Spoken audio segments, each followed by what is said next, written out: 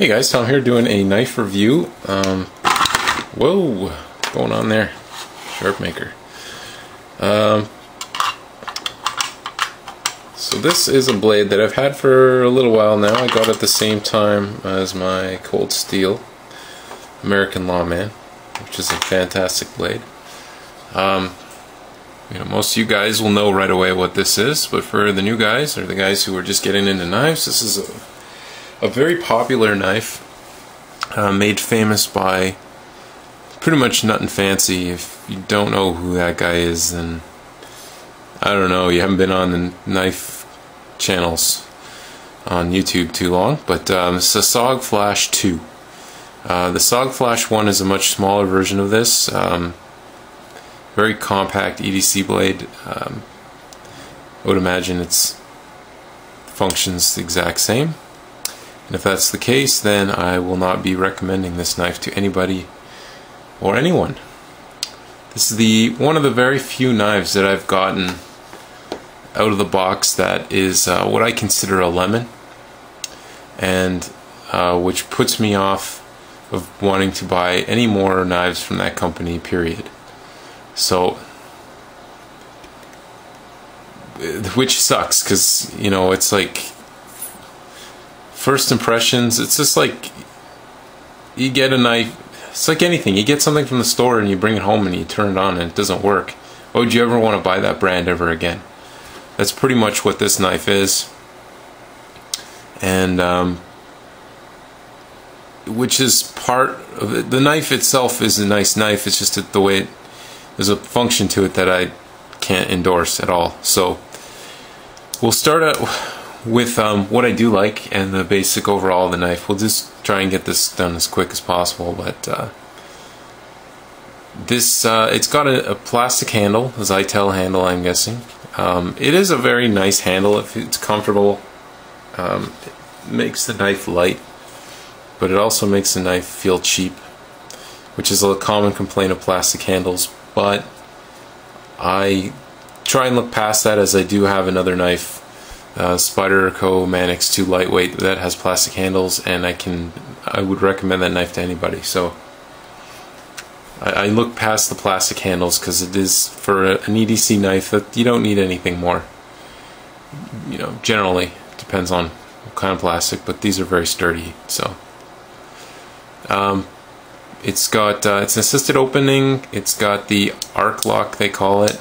It's got the lock here for, if you engage it, you can't open the knife no matter how much pressure you put on there.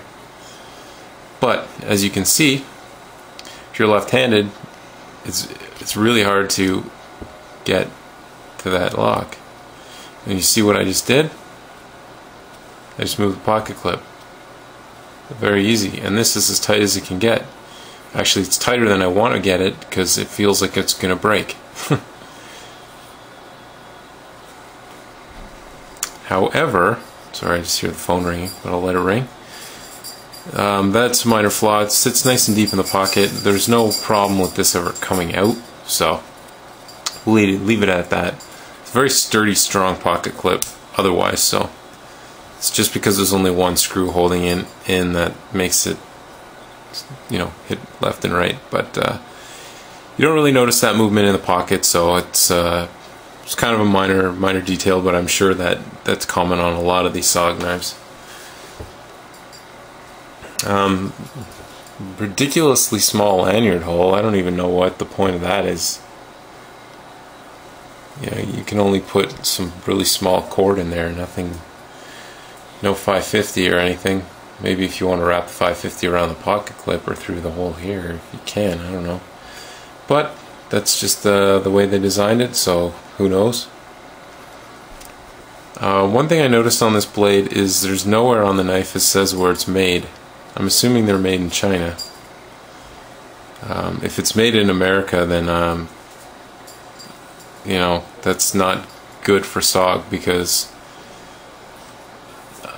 this knife does not have the fit and finish of an American-made knife. So I'm assuming it's made in China or Taiwan.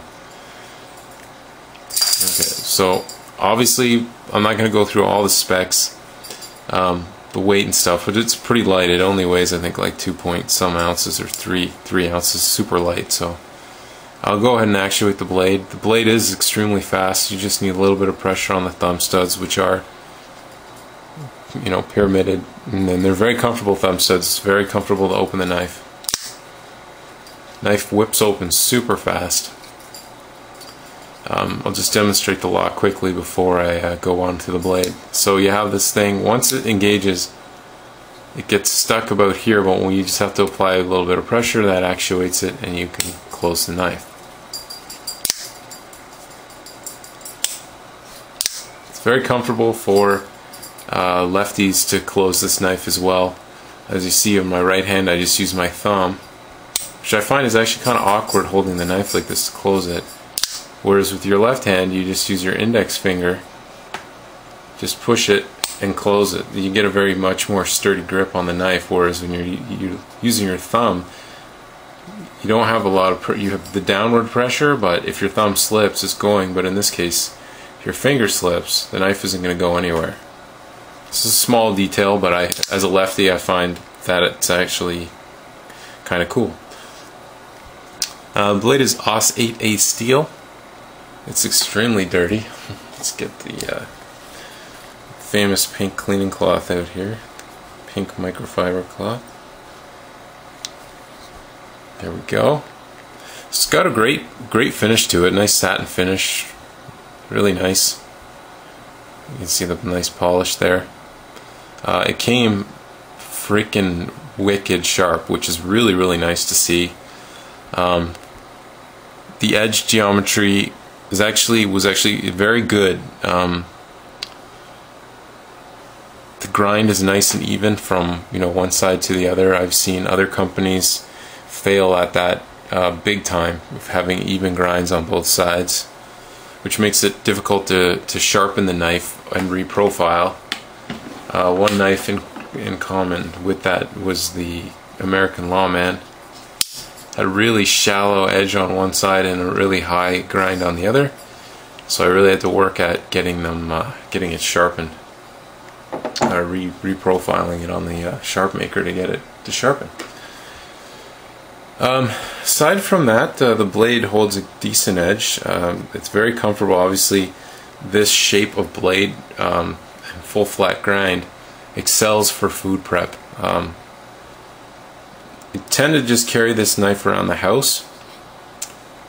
I'll show you why I would never use this knife as a working knife, which is funny because it's kind of, you know, put out there as a tactical folder, which is not at all. You'll see why. Alright, here's what I'm getting at, guys. So this is why I deem this knife as a fail right out of the box. Can you hear that? That's the blade. Look how much I can move the blade. It's rattling. I can shake the knife. There's no... Actually, now it has. There wasn't any side-to-side play, but it's the blade is so loose in there, no matter how hard you tighten the pivot screw, there's going to be that play. And as a Canadian, it's not worth the money to ship the knife back to the manufacturer. It sucks because A, I could lose the knife in transit or over the border and never get it back, and a lot of the times, you know, you ship a knife down there, they might want me to pay for the shipping on the way back. And I've also heard that SOG's customer service is terrible. I've heard it's good and I've heard it's terrible, so I don't even care. I'm going to use this knife as a around the house beater knife. But would you trust your life to this? Never. I would never trust my life to this. This amount of play, I'd be interested to do a spine whack test and see how this knife fails horribly. Just, it seems like whoever milled the blade did not mill it properly, and there's too much tolerances are just way out there and not open. I was like this right out of the box. I was really pissed.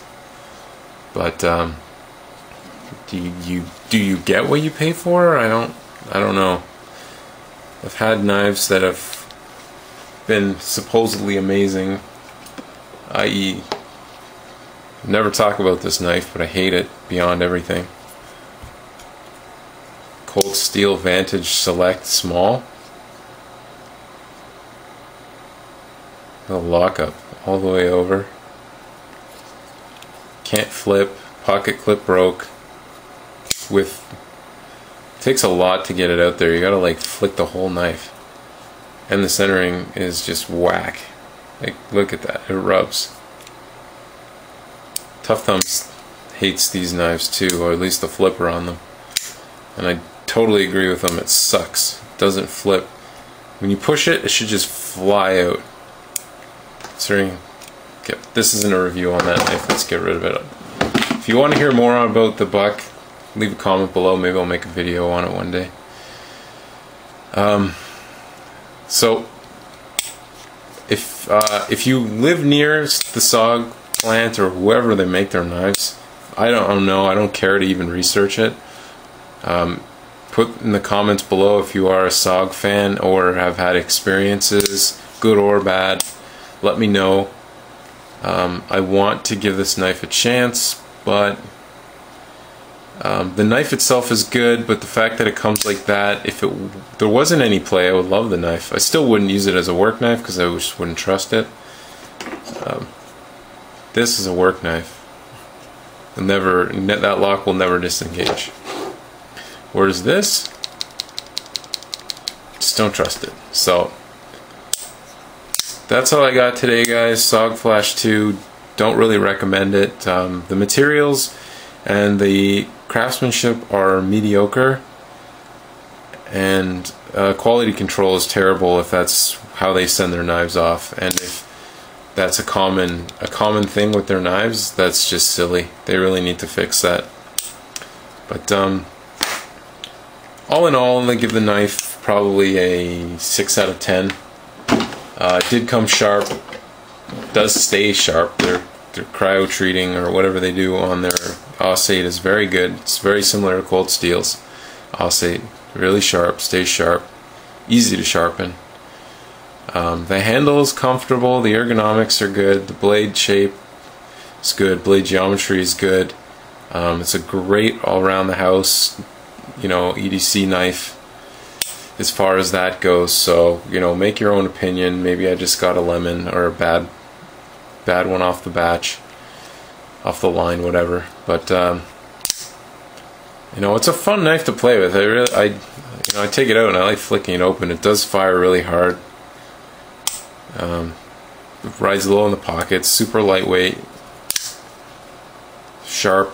I really have nothing terrible to say about it other than that lockup and the blade play, which is just that speaks for itself. If you're a guy that's used to the tolerances of Spyderco Gale Bradley, which is just insanely amazing, or military, and then you get this, you're just like, what the fuck?